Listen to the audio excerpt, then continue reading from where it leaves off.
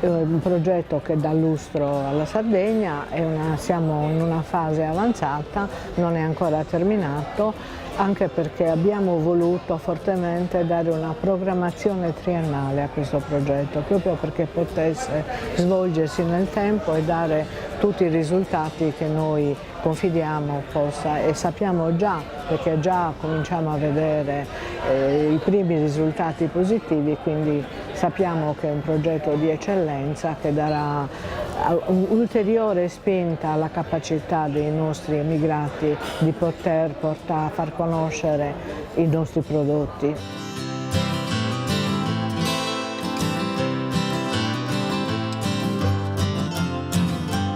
I circoli come rete, quindi come sistema, per noi era un modo per valorizzarli, per rinnovare il loro modo di offrire un servizio, quindi metterli cercare di coinvolgerli in un sistema di rete che consentisse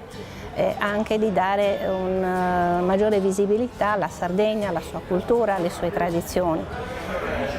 piuttosto che azioni di per sé isolate. Ogni circolo poi alla fine agiva un po'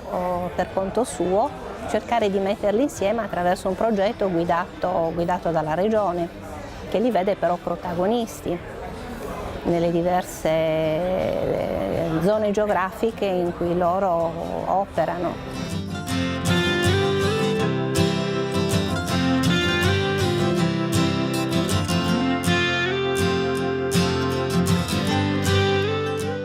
Noi crediamo profondamente nel fatto che si possa, diciamo, apprendere dalla lezione catalana, evidentemente provando a evitare anche degli eccessi, però apprendere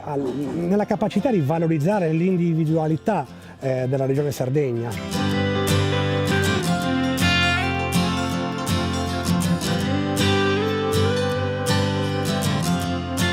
L'evento di oggi è molto importante per noi, non capita spesso di avere l'opportunità di avvicinare la Sardegna fisicamente ai tour operator spagnoli, alle agenzie di viaggio spagnole.